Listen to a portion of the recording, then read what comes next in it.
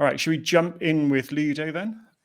So I think most of us already know Ludo, but as you might know, he's the sort of founder, previously was a maintainer to Guix, has been a long-term contributor to Guix. Ludo, you're also a Guile scheme hacker, right? And you're also the maintainer of GNU Shepherd.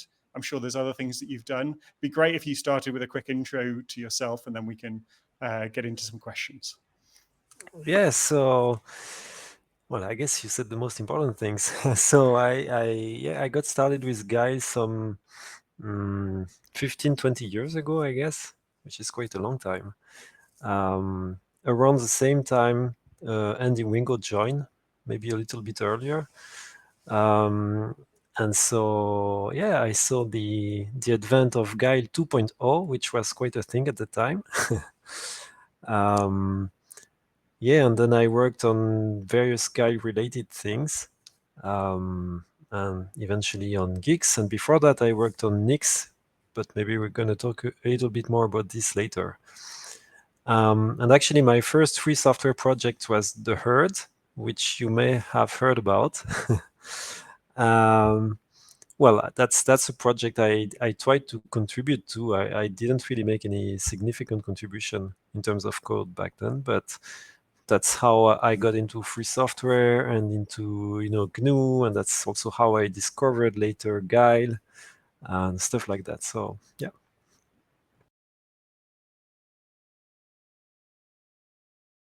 Cool. Wow. Okay. So you started in the deep end immediately in your free software contributions then. Well, it turned out to be an easy project, so to speak, because I could barely write C code. I was just a beginner as a C developer, but I could already write file systems, for example, for the herd. So that was really rewarding very quickly. And it's a small project too. So, back then, as soon as you would contribute something, that's a new thing, and people would enjoy it. So that was nice. Cool. So immediate feedback loop and easy Yes, to get started. Cool. Okay. exactly. And Geeks started on, as far as I can tell from the 10-year celebration that Geeks had, but on the 18th of April, 2012. So it's just on 12 years now. And you used Nix initially, right? So what sort of got you initially interested in Nix, and then kind of how did the kind of vision for starting a new project in the form of Geeks come about? So yeah, so I discovered Guile initially because I was interested in CLOS, the Common Lisp Object System, and it turned out that Guile, the free implementation of the GNU project, had GUPS, which is similar to CLOS, the object system. But eventually I realized that functional programming is a thing, and I started being curious about it and discovering what it means really. And that's about the time where I discovered Nix, which is about applying the ideas of functional programming to deployment, software deployment. And that was sort of magical to me, So I tried it out as soon as I could, and I found it wonderful. I mean, the ability to declare what you want to deploy, the entire system or the package recipe, how you want to build it. Well, you know the things, right? I found it wonderful. Um, yeah, and at about the same time, I was working on Guile and Guile 2.0. So I wanted to do more things with Nix and more things with Guile, and somehow finding a way to do both at the same time. So the April 2012 thing you mentioned initially was just an experiment trying to talk to the Nix build daemon from Guile, just making remote procedure calls. Yeah, and that's how it started. And then I realized we could probably do more than just talking to the daemon. But of course, it was a little bit risky. So initially, I thought that maybe we could bring other GNU people on board, and try to get them to build that GNU system that we used to talk about. Um, it didn't really work out that way. But other people joined, and it's been a lot of fun.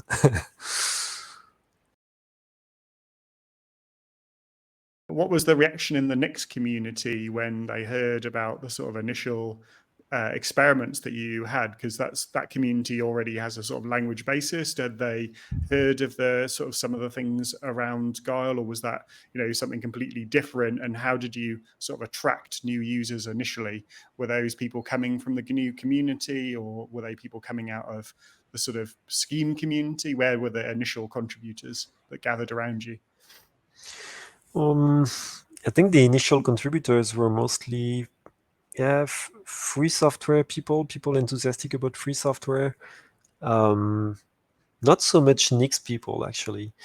I guess Nix contributors were maybe curious about Guix, but also skeptical, and I can understand that because it didn't sound very realistic, right? So mostly curious people, I would say, and people enthusiastic about free software and GNU. Probably the GNU label was quite effective in a way at the time. And I can remember the first person who contributed just a few months after it went public. You could not even install packages with Geeks. You did not have substitutes, so that person started contributing on support for substitutes, which was quite a thing because we were starting from scratch. Yeah. Well, I mean, taking inspiration from Nix, but also doing things quite differently. So, not an obvious first contribution. And it was just the two of us initially for some time. And that was, to me, that somebody would come to this, you know, silly project in a way and start, getting into it on hardcore development tasks. That was quite encouraging. And so how did it develop from there? What did the first couple of years look like? And when did you sort of have a vision for Geeks as something recognizable for what we have today? Or was that sort of later, or how did that kind of develop? So that actually the decision to really start making a distribution with Geeks came, I don't know, a few months after that first commit you mentioned. But I mean, I knew that it was some commitment. So I thought, okay, if I really want to take this direction, then I must publicize the project and try to attract people from GNU or, same-minded people, let's say. And it's going to be a commitment anyway. So initially I thought, okay, I'm going to do that for 2 years. And after that, I can resume normal life. And for example, guile hacking also, which was my thing at the time. Well, it worked out differently. But that was the idea. And yeah, quite a few people started joining. Especially after the official GNU labeling announcement. I don't know why people joined.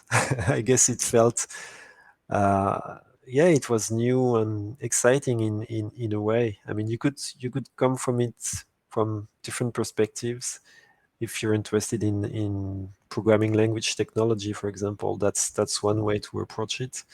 And of course, I mean, the deployment model itself is also is wonderful. So that's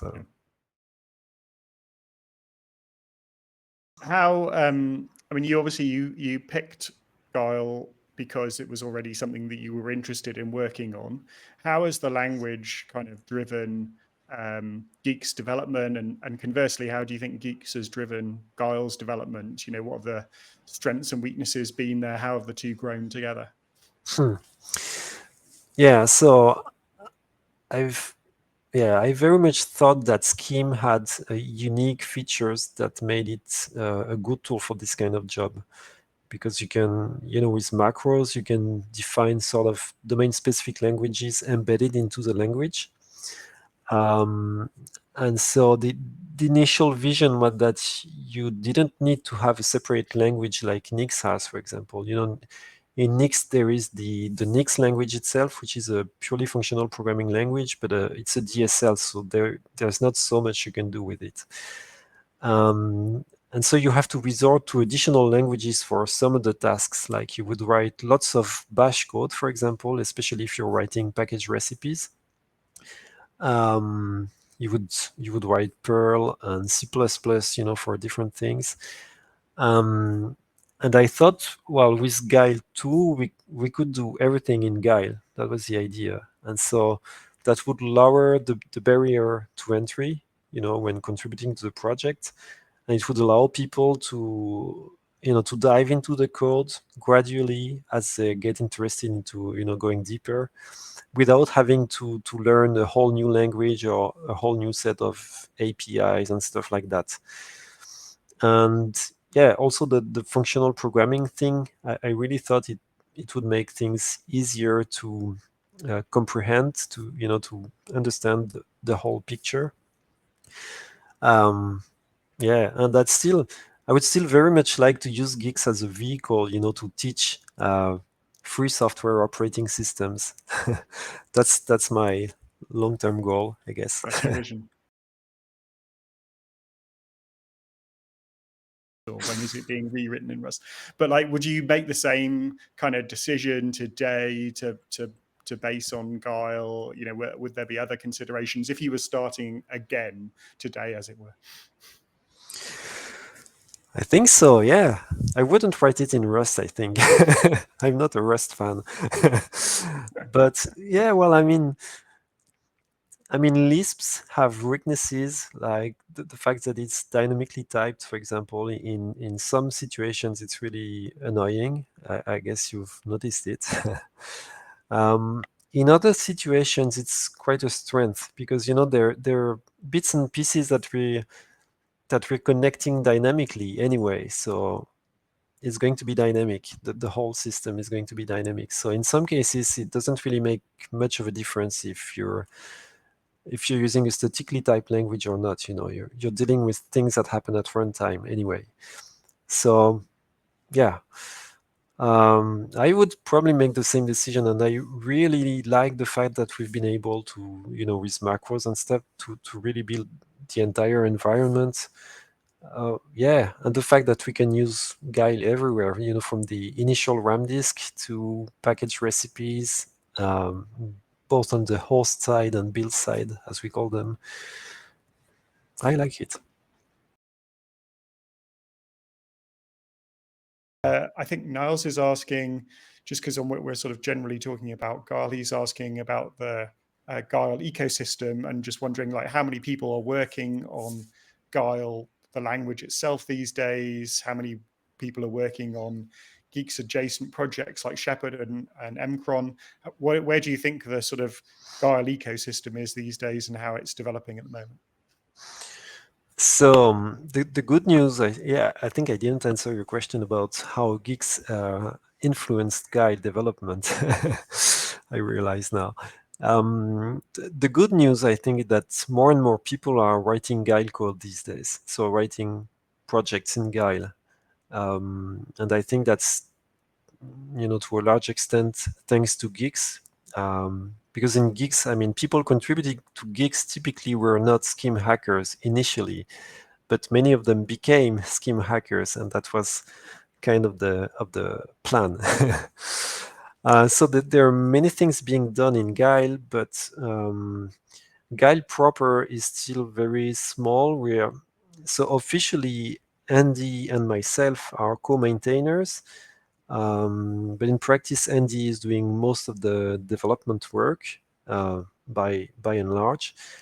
So very impressive things, but he doesn't really have the time, I would say, to to do the maintenance, day-to-day maintenance tasks, like watching the patch queue, for example, applying stuff, reviewing stuff. And so I do that from time to time, but not very often. And so Guile itself is in a position where we really need to recruit more people, for the maintenance tasks. I really shouldn't be a maintainer, I guess. Yeah. And then if we look at projects around Guile that use Guile, like the Shepherd. So the Shepherd itself is mostly me, but it's a very small project, I should say. So for now, it's mostly me with occasional contributions from different people. But there's an NLNet project starting real soon with Juliana Sims, who is going to port the Shepherd to Goblins, and it's pretty exciting because that will open the door to making Shepherd a distributed thing. I'm really curious how it's gonna go. It's pretty exciting. So at least one more contributor on the Shepherd. And then if we look at other projects like, so you mentioned Mcron, I guess I see Dale Mailer's name here, and I would suppose that Mcron is mostly a one-person project also, with occasional contribution. Yeah, he And says that's, yes. Yeah. yeah, and that's the case, I guess, for most small guile projects, which is not necessarily a problem. I mean, there are many small guile projects, many bindings, for example, and that's okay.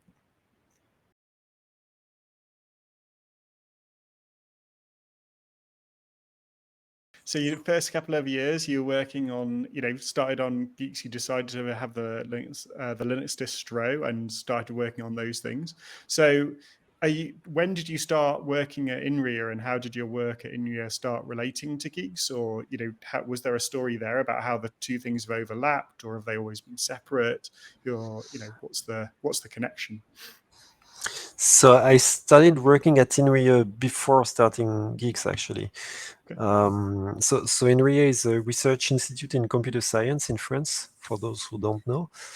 And I got to work with people mostly in high performance computing because in a past life I also worked a little bit on HPC stuff.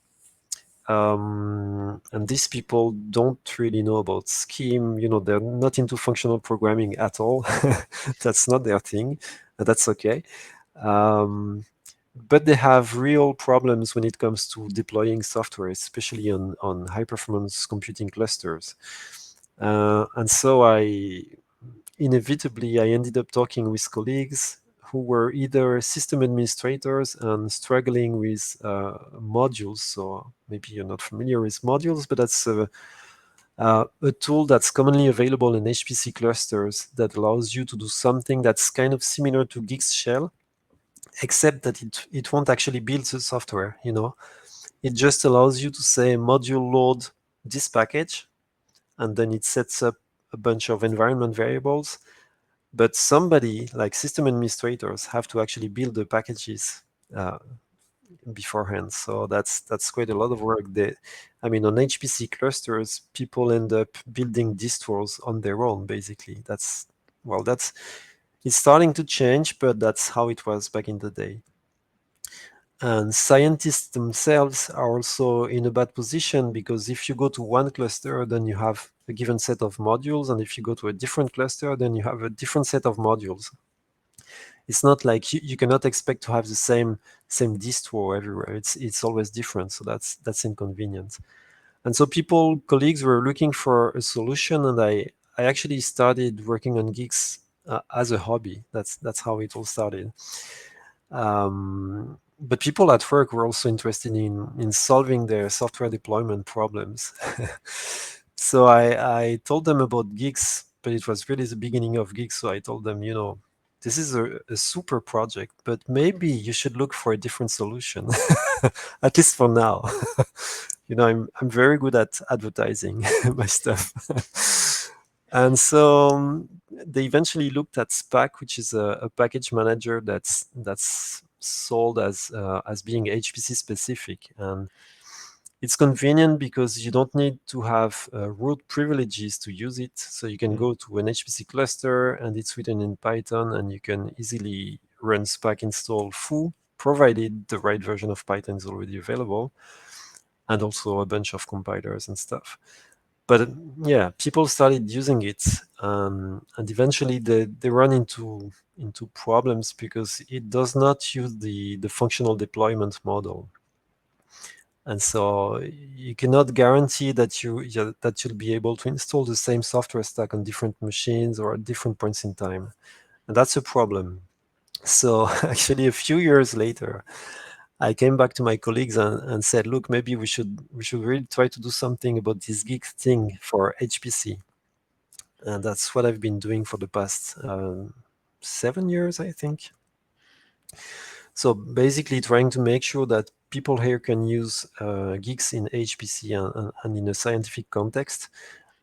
So it's a lot about packaging, but also in some cases making sure that they have the right features for their workflows, like being able to install it and use it on a cluster without too much hassle, and also things like package transformation options, to customize packages. That's something that's very important for HPC people, that they want to be able to customize everything here and there, so that's very useful to them.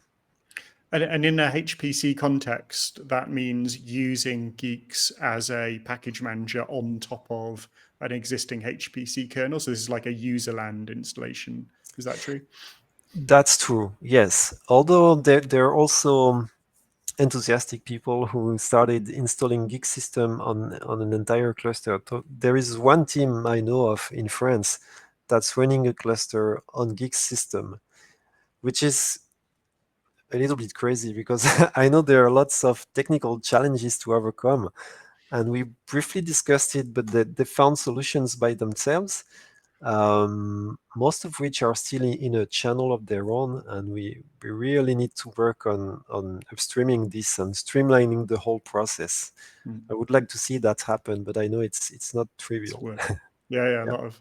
But what's interesting there then is really you started Guix as a Linux distribution, and it was only later that it became something which you could use as an additional overlay package manager on a foreign distribution. Then, if I understood the sort of thinking. Well, it's the other way around. It started initially, you could only use it on a foreign distro. Okay. And it's, sometime in 2014, 2015, maybe, you could use it standalone.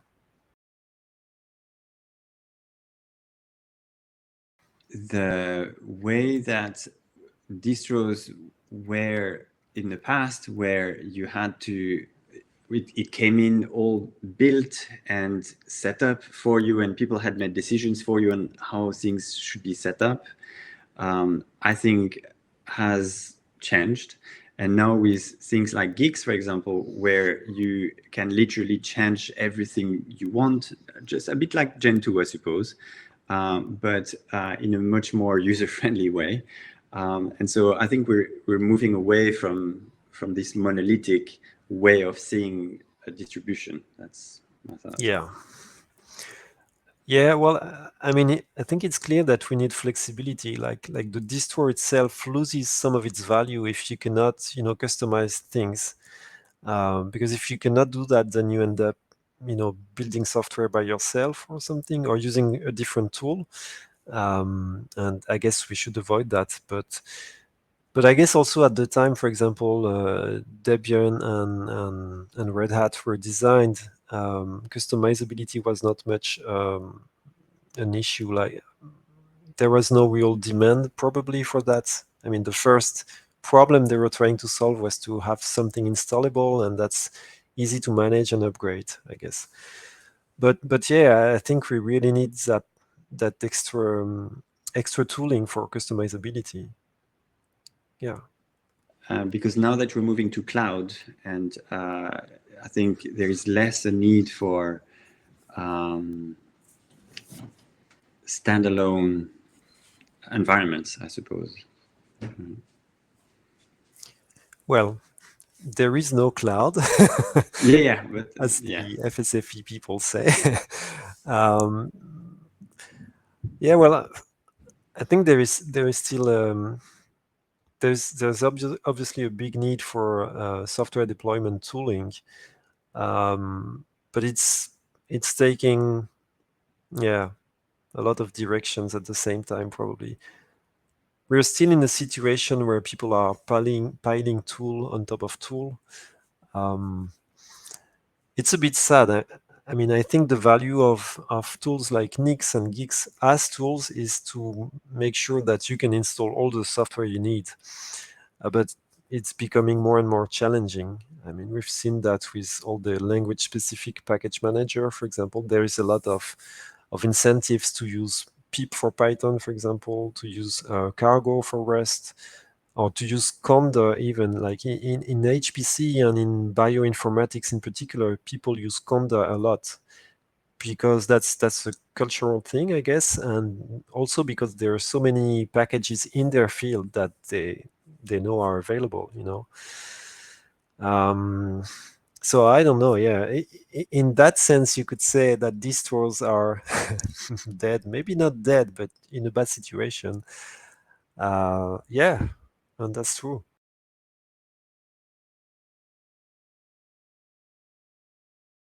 Maybe tell us a bit about goblins, or how you could see Shepherd being used in that scenario. I mean, I guess it would allow a situation where you could sit in one machine and then start processes and move those processes across a number of machines. Is that how it would work, or what's the sort of vision for that?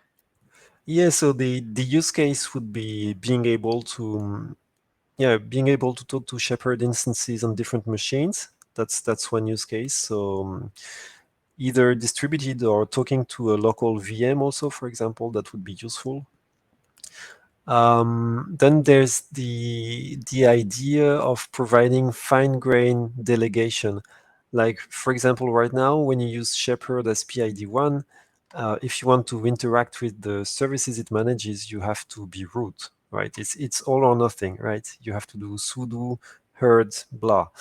But if we had this object capability model in place, then maybe we could delegate access to, for example, a specific service to one user, and that user could then interact just with that service, you know. That's the idea. It's not entirely clear yet what it will look like in terms of the interface, for example.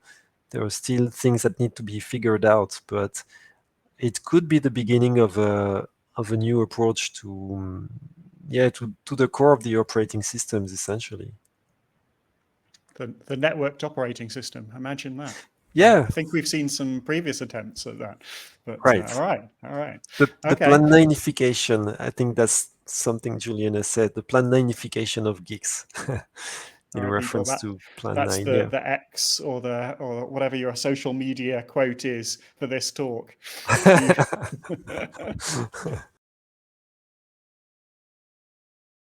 All right, let's. So something else I wanted to ask you about is, I mean, as I think you've just laid out, I mean, you're a really long-term contributor to free software projects. I mean, contributing across a whole swathe of things. You're incredibly productive.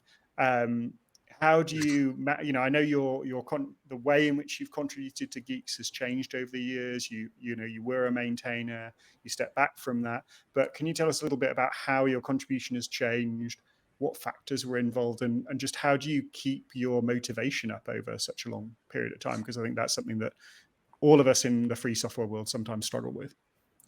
Oh yeah, I do struggle with it sometimes also.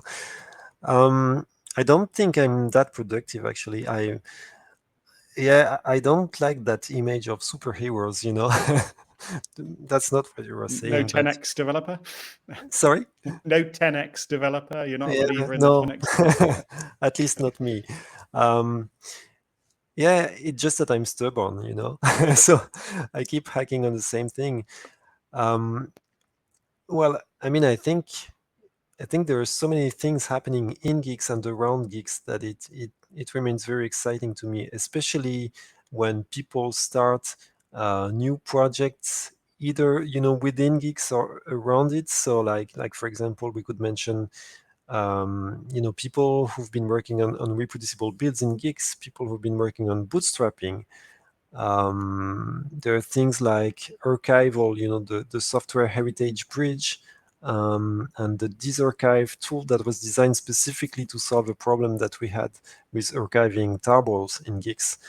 Lots of projects like this that were not really part of the plan initially, and that people just started hacking on, and that's just wonderful, because then it's like a new project within the project, and that's great. And then if we look at Guix itself and Guix system, there are many things that were, there was an intention initially, and we went in some direction, but never really reached the initial goal. And so when you've been around long enough, you can say that some things are in a state that's supposed to be intermediary. It's supposed to be just one step towards a better stage, a better situation.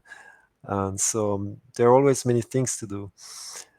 And I also really enjoy reviewing, like, helping, sometimes reviewing can be a chore, like it can be tiring, it takes a lot of energy, and sometimes you want to be able to hack by yourself. But sometimes also, being able to, to review and apply people's patches, and you're actually, helping people move forward, that's also rewarding.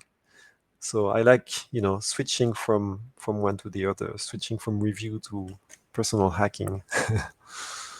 Is that something you've sort of balanced over time, or early on did you hack a lot? How do you do that in your mind? Do you have a particular system where you're like, okay, today is a day for hacking, or I just feel like it, or I don't know, Mondays and Thursdays are hacking days, and Wednesday and Friday is review day? No, it's very much unstructured. So initially, when Guix was a small project, a small and young project, I would try to do both at the same time. Well, sort of, interleaving reviewing and hacking. But that was easy because there were not so many people and so many patches flowing in. But nowadays, there's just too much going on. So I'm trying to save space for my personal hacks, so to speak.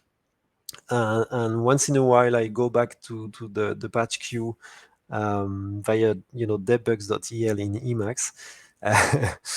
That's the way I like to do it. And try to help people make progress. All right, so let's talk about, we did have a question on the wiki, but let's talk about the sort of big trends for Guix. You mentioned reproducible builds. Can you maybe just go back a level? I know lots of us know a lot about this, but it'd be great to just sort of give a sort of overview of what reproducible builds is, and sort of what the problem is that we're trying to solve there, and where I think we are as a group. So reproducible bits, but I guess Vagrant, for example, could talk about it much better than I will. But so it's all about making sure that you can verify that some binaries actually correspond to the source that they're supposed to correspond to, right? Because we've been using distros for a long time with binary packages, but until recently you couldn't really tell whether the binary you were running really corresponded to the source code you were looking at. And so it's all about having that verifiable process. And it turns out that the functional deployment model that Nix invented is really a good fit, for that, because it's all about viewing build processes as pure functions. So in theory, if you have that one build process, that one function, and you feed it some source code, you should always get the same binary at the end. Turns out that it's more complicated than that, because you have non-deterministic build processes or timestamps, stuff like that. But at least the Nix and Guix give a framework that makes it easier to reason about reproducible builds. And so that's why we have tools like Guix Challenge, for example, that makes it easy to compare your own binaries to the binaries provided by a server or by several servers. Things like that. I don't know, maybe Vagrant wants to say something. I mean, we're basically trailing Vagrant's talk that he will do in a few weeks' time. So if you're interested in reproducibility, I mean, Etienne asked right at the start, are there big challenges left in reproducibility, which I think we can leave to Vagrant to talk about at his next talk. But I mean, what about other trends? The big trends for Guix. somebody asked on the wiki about, I think it was power. Let me just, Oh, it was yes. basically about alternative architectures, but I'll go and find the specific question. Yeah, so Joshua asked, how many Power 9 users are using Guix today? And is there any progress on report on porting Guix to Power 9? I actually don't know anything about Power 9. What do you know? So, well, Power 9. So that's a very nice architecture. I don't know how many users there are. Maybe 9. That's my guess. Not many anyway. We do have bid machines for Power 9, and they're very fast actually. That's pretty impressive. Yeah, that's about all I can say about Power 9. There are actually no clear plans within the project about architecture support. So there are definitely people interested in RISC-V. So I know that, for example, Ephraim, Piotr, and Ekaitz, and yeah, a bunch of people have been looking into RISC-V support, including bootstrapping for RISC-V. By Ekaitz in particular, and people from Janneke from MES, I guess, and other people involved in this area. So RISC-V is probably going to be a thing. Power 9, I don't know. So I think Power 9 is usually expensive hardware, and it's on the decline, it seems. So I don't think we'll get that many users on Power 9. So I was sort of interested in how you feel the project has developed over time as a place to contribute to. Yeah. So I think one of the decisions I made actually quite a long time ago, and I'm really glad I made that decision, was to have a code of conduct. I think it's crucial to have that in place and to actually enforce it. So that's one thing in terms of making sure we have a friendly community. It's probably not enough. So there, on the technical level, there's also the idea of trying to invest time into making sure that the thing is approachable. So that means, for example, having that package TSL and simplifying it. Like it's simpler now than it used to be a few years ago. If you remember, like the inputs thing, for example, I think it helps a bit, but that's quite useful. Having good documentation also. There is still room. There's always room for improvement, but I think we've put quite some effort into providing entry-level documentation, and also having people translate the documentation, and that's really great. I think it helps. So yeah, that's the kind of thing. And then there are many more things we could do, like error reporting, for example, is not perfect, I guess we can say. Yeah, having tools that actually guide people more than now. And if you look at compilers like the Rust compiler, or even today's GCC and Clang, for example, they are very good at providing feedback to users, and I think we should get some inspiration from them. AVP asked a question, it was a little bit buried, but I think this is a question that comes up quite a bit these days.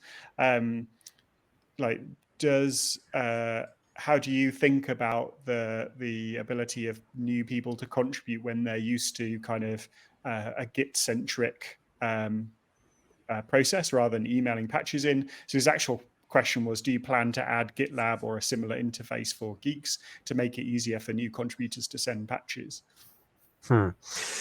I don't know. I'm not the one to make a decision on this anyway. But this is a real question, and it's been debated for years, literally. And I remember, at FOSDEM, every year we would have that discussion.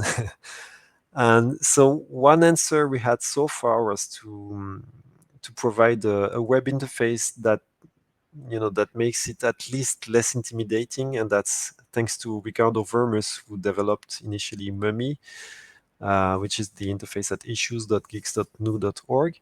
So I think it helps a bit, but it's not entirely satisfactory either. GitLab to me is not entirely satisfactory either, because it's a really huge piece of software, and like we wouldn't even be able to package it in Guix proper because there is so much, probably lots of JavaScript. It's very complex. I enjoy SourceHut because it seems to be more in line with the kind of vision many people share, at least in the project. Like, providing a web interface that looks more to what people are used to, yet also providing an email-based interface. So maybe SourceHut would be an option, but yeah, I don't know. Changing, these tools which are at the core of the project is always difficult. When we were talking about motivation, it felt like a big list of things that you could work on, and you just gave us a big list there of things that you actually find motivating. But as you think forward now, like you're obviously working on Shepherd, you've worked on, Guile itself and so forth. What do you think you'll personally focus on in the future, aside from, full-time job and family? But in the area of free software, where do you think you will contribute in the next period of time? It's not entirely clear to me, actually. So like these days, I'm very much into polishing the Shepherd. I think it's important to have an init system that's reliable and that's convenient too, because system D is reliable and convenient, and we need to to have that level, I guess, of convenience. So that's my thing these days. I'm really excited about distributed computing with goblins. I think it's incredible the kind of thing we can do, and not just distributed computing, actually, because if we look at the Shepherd, it's implemented. It's sort of the actor model, kind of, but implemented using fibers, which is pretty low level. But using goblins, we would have a programming environment that's much nicer to use, with better features in terms of debugging. So even if you're not building a distributed applications, it sounds very appealing. So that's one thing I'd like to work on, and I guess I'd be looking into that with Juliana Sim's work on the Shepherd. But apart from that, I'm not sure exactly. I have some cognitive dissonance sometimes, when looking at the resource consumption of Guix. I feel pretty bad about it. So I'm interested in people working on perma computing, stuff like that. Having small systems that don't need a lot of resources. I don't know how to get there with the Guix. I would love that to be a possibility, but that's really not trivial. But I don't know. Maybe that's going to be one of my horizon in the future. Future projects. Yes. I think so. AVP asked right at the start about what the current status is of distributed substitutes. I know there's been proposals in the past about ERIS and IPFS. Do you know if any of that has moved forward? I mean, I guess that's also something that could be done with the idea of a distributed Guix in the future. But right. I think so. Puck Mustard did a lot of work with ERIS. Not sure how to pronounce it, which is an encoding for data that's designed to be suitable for distributed data storage. So there's already a patch set to use for substitutes to be distributed with ERIS over some HTTP based networking layer. It's super exciting. I started actually reviewing previous versions of the patch set, but it's still there in the patch queue now, and it's actually non-trivial because we need to find a way to to add that functionality without while making it optional, and finding basically a way to allow people to test it if they want it, but otherwise to be able to just use the existing system. Because the problem with peer-to-peer distribution of substitutes is that we don't really know how it's going to perform. So that's the transition is tricky. Oh, this is quite a good one, but a bit controversial there in the wording, Dale. Do you ever wish you could throw off the GNU shackles and allow non-free stuff in? He's going for that's the journalist question. But how do you see like non-free generally, with Geeks? I think one of the interesting ideas in Geeks is channels. How do you see that kind of division between free and non-free in the Geeks world? Well, I think it's good to have that separation in the first place, because it's easier to separate free and non-free from the start than have a mixture of both, as is the case in NixPKG, for example, and then try to to provide options to turn off non-free software. But it's a tricky question, and especially firmware. If we look at firmware, that's probably an open issue. I don't use non-free firmware on my laptop, but that comes at a cost. For example, I cannot use the internal Intel Wi-Fi, so I have to use a Wi-Fi dongle, and I realize that it's not an option for everyone, nor is it desirable, generally speaking. And with modern laptops, I hear it's even more of a problem. Like, you cannot have sound, for example, if you don't have non-free firmware. So I suppose we'll have maybe to follow what Debian has been doing, or at least to question that policy. This has to be discussed somehow. And that in turns open governance issues. We need to find a way, to make decisions on these topics. So, for example, right now the distribution is following the free system distribution guidelines, but we'd like to be able, I guess, to own those guidelines, be able to modify them as we see fit as a community. And so we need to figure out governance structures and decision-making processes, for that. And that's probably the biggest challenge for the project in the coming years or months, actually. But I think we should, like I said before, one of the biggest challenges for Geeks as a project these days is governance, and we should really focus on that as a community. Try to address our problems, our lack of proper governance. I mean, we need to do something. The project needs more organization. I think it needs more legibility, so people can actually start contributing to it in different ways. Because right now, as a newcomer, I guess it's hard to understand what's going on, how decisions are made and stuff like that. So we should really work on that, and probably looking at what's been happening in Nixland lately could be inspiring. Any practical next step in terms of how to structure or fine-tune the project's governance? That's related to your previous question. That's a very good question. So again, that's really, we need to come up with a collective answer. We had very interesting discussions at the Geeks Days in Brussels in February.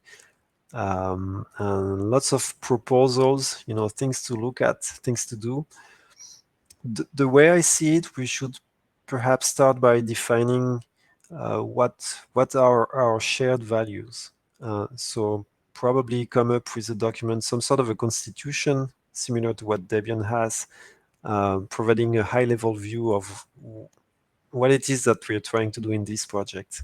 And then one of the main things we discussed at FOSDEM, at the Geeks Days in Brussels, was how to organize teams so that they have agency, can make decisions in their scope in a way that is transparent and that does not prevent collaboration among teams. And so people propose to take inspiration from sociocracy, it's called, where you would define what they call circles, which are essentially teams, but with specific connections to one another and specific procedures to make sure everyone's voice is heard within the circle. To me, that was really inspiring. So I would love to see more work in that direction. I suppose any change in governance is going to take time and effort to make sure everyone can have a say. But that should be our focus. Christina's got a good question here. It's essentially, hi Ludo, thank you for your work on Guile and for starting Guix.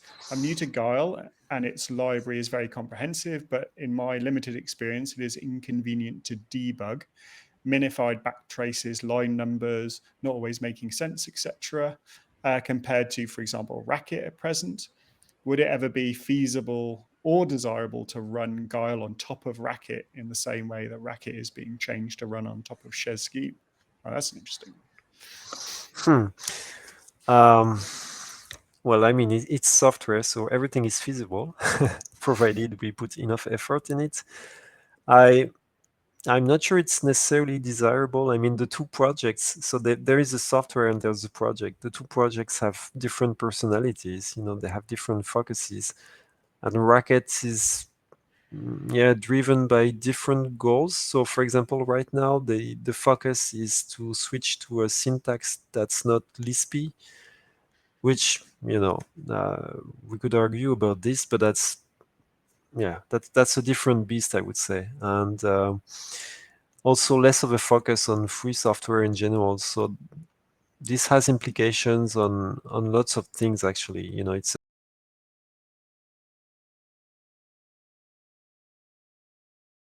What was the reaction from the scientific community after the Nature paper toward practical, transparent, verifiable, and long-term? What was the... The fact that it's published on nature.com makes a big difference. So, it's argument by authority, essentially. So I think just mentioning it makes a difference. But more generally, what I observe that more and more people are aware of Guix in scientific circles, especially in reproducible research circles, actually, and in HPC circles, and that's in part due to this paper. So growing awareness. There is also a question in the chat about Docker images of Guix, and actually I ran into a similar problem myself. Is there a plan to provide barebone images of Guix systems somewhere? There is no plan, and again, that's probably a governance issue. There is no plan, but I agree it would be very useful. So recently, I found myself trying to use a Guix system image, container image on GitLab for CI, and it turned out to be very tricky. I eventually gave up, actually. But I agree, we should probably have that as a service, provide ready-to-use container images, specifically for CI in particular. Yeah, I don't think there's any other questions. So I think it just remains to thank you very much for your time today, for your time this evening. Thank you very much for coming along and sharing your experiences at the beginning of the project and all the things that have happened. And I know you don't like the idea of being a super productive person, but I think your contributions to Guix would, amazing, both in the past, starting the project, and today. So thank you very much for all of that. Well, thanks for having me, and thanks everyone for joining. It was nice to have this discussion. Come back. Yeah, come back again. We have them quite regularly. There's going to be a really good talk about, Guix tips and reproducibility. So, Oh, yeah. Yeah, I have to see that for sure. All right, everyone. Thanks very much for coming along this time, and have a great rest of the evening. Cheers, everyone. Thank you. Bye-bye. Bye. Bye-bye.